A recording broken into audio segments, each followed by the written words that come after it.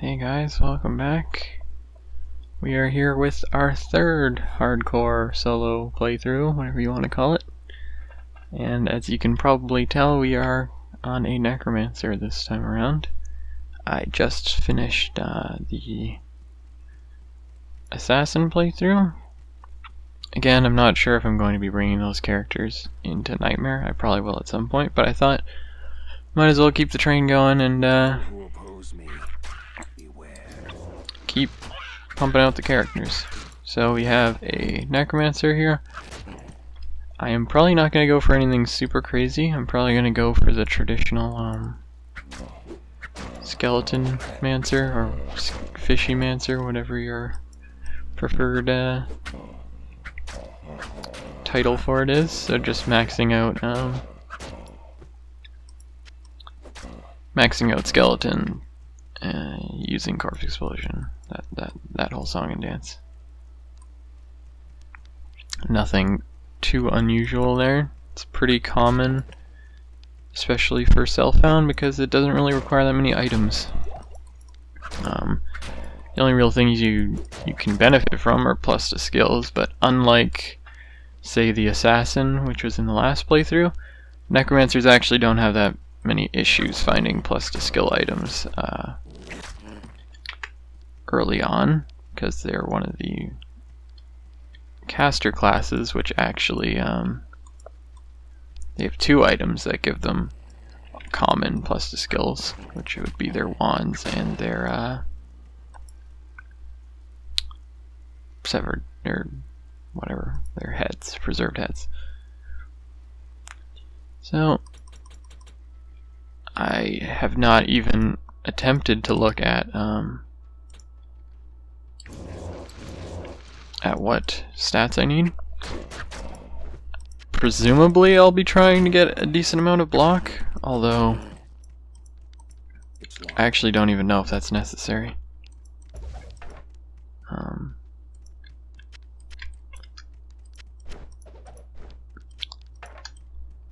Usually I know like high-end necromancers, sometimes it's same with sorceresses. It's kind of like a hand wavy. Well, do you want to go for block or do you want to go for more health? It's not as necessary as it is on like a paladin or something. So I'm not sure, especially on a self-found character. The main reason why I think you do usually go max block on a necromancer is because you can get the homunculus, which has a ridiculously high chance to block. Without that, I'm not sure if you actually want to. So I'm doing my traditional thing of clearing out the blood more, almost fully.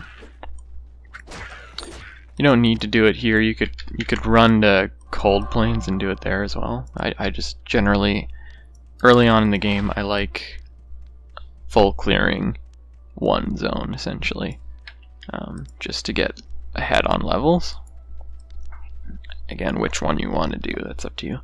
Also doing the traditional thing of setting up a TP in front of Den of Evil. Then I'm going to go clear Bloodmoor and go to Cold Plains. Waypoint back to town, go through the TP.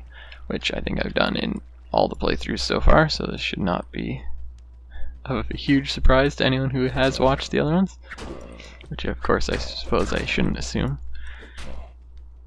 So if this is your first playthrough, welcome. Hopefully you get used to monotone voices, because that's going to happen. So, yeah, like I said, stats, I'll probably do something similar to, probably the Assassin, where like I get up to an arbitrary amount of strength, and then I'm going to have to pick what my dex is going to be, if I'm going for block or not. And, you know, don't touch energy, everything else in vitality, the classic D2 formula. Skill-wise, the general principle of Fishymancer, or whatever you want to call this, is you're maxing these two skills, and then putting like 1 point down here and relying on plus to skills. If I don't get too many plus to skills, you can kind of just go like here, here, here, here, there and don't get revive, because like non-plus skill revive isn't that useful, because it's like 45 mana to summon 1 revive. But that's the general principle. You get all these curses. You pretty much just go here down to Decrepify. That's about it. And over here, all you really do is you get Teeth and then 1 in Corpse Explosion, and that's pretty much it. It's a very straightforward build. It's a good starter build. So now that they're both at 25, I'm gonna probably have to decide on like a formula here.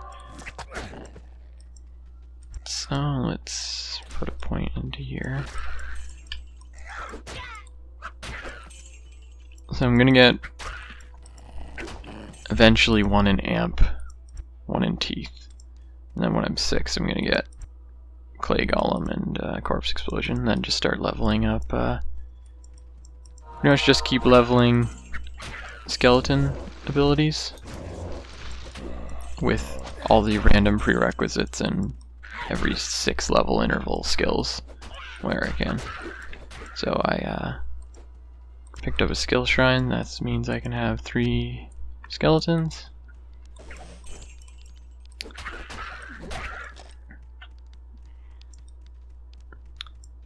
Usually you want to get 3 into skeletons as quickly as possible, because then it gets you 3. I think it doesn't then keep giving you 1 skeleton per level after that point. I think you have to go up to like 5 to get 4, something like that. Either way, it's not 1-to-1 after a bit, so that's why usually you don't. You want to balance this a bit, because 1 is a percentage increase and 1's a flat number increase. So either way, we found the Cold Plains. Greetings. Sell the stuff we had in here. And hop back in the portal. One of our skeletons is going to randomly explode at some point, but oh well. I sense death within this place. So yeah, pretty straightforward build.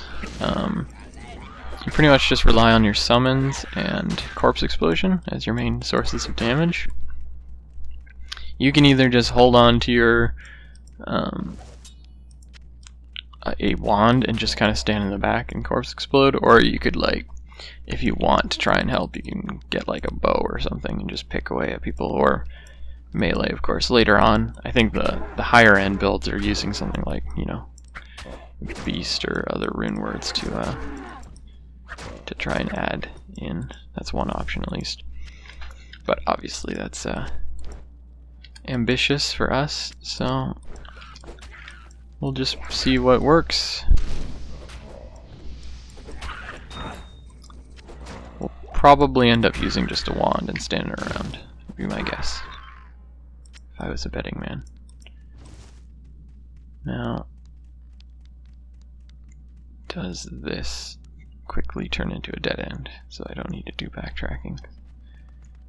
Yet to find a TP scroll.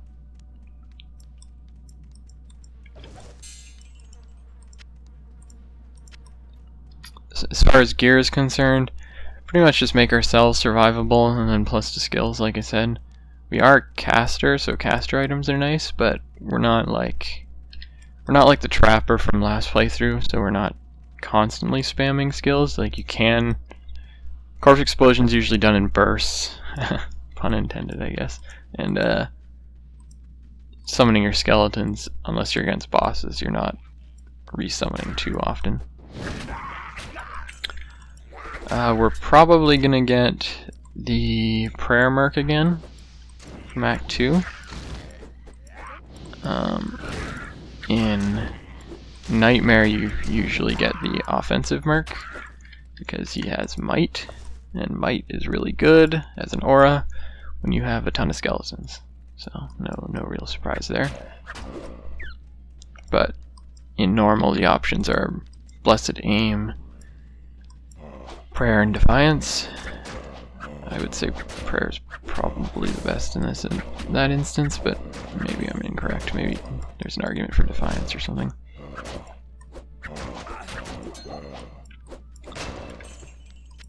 Hey, a rare ring. Thanks, Corpse Fire. What a guy.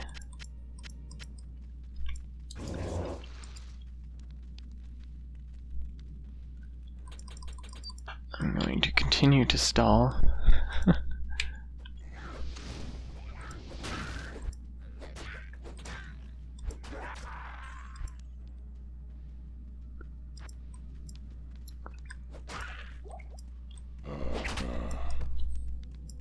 There we go. We did not pick up a TP scroll. I didn't see one anywhere.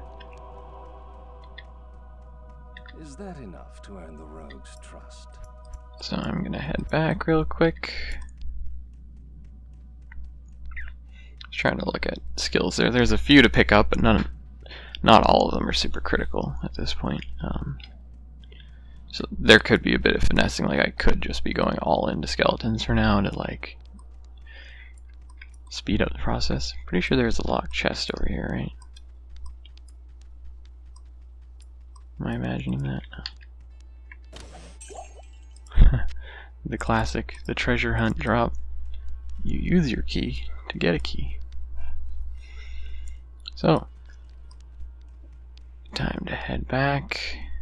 I'm not sure how long I've been recording for. I've been trying to decide like if I should always be dividing up the videos by quest, which is what I've mostly been doing within reason. Sometimes it's hard to do, like for Act 3 and Act 2 where the quests kind of overlap. Yes. But been trying to decide what one I like, what strategy I like essentially.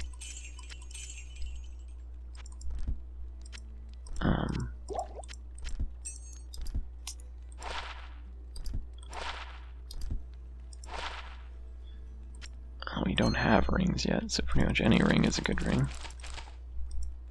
We also got a rare sash, didn't we? Don't mind if I do.